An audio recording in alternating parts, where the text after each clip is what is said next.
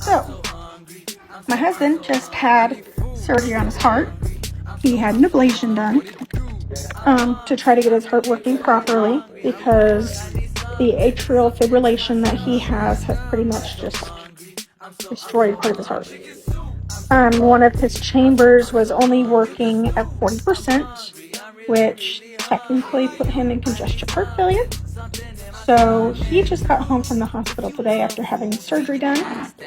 And I am making steak and greens for supper as kind of a yummy treat to celebrate the fact that he came through it. And what I am using to season the steak is I have taken olive oil and I put it in a nice little pan here. And then I've got some fresh herbs that we dehydrated ourselves from our garden, starting with oregano and then some dill and parsley. Okay. And I'm going to put a little salt in there, of course, because you want flavor in the steak. And I am using Eye of Round. And that is the steak we will be eating.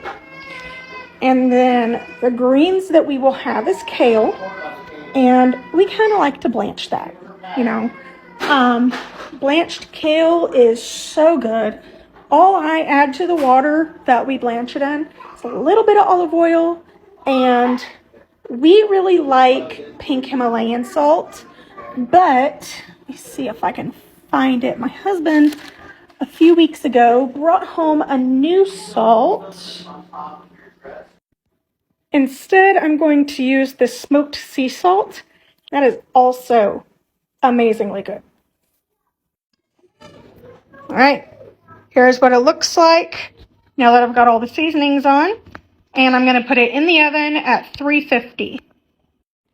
All right, so with the kale, I put it in hot water and I add oil and I put some of that smoked sea salt in the water as well. And those two just add a little bit of flavor to it. And then I try to get as much of it pushed down into the water as I can.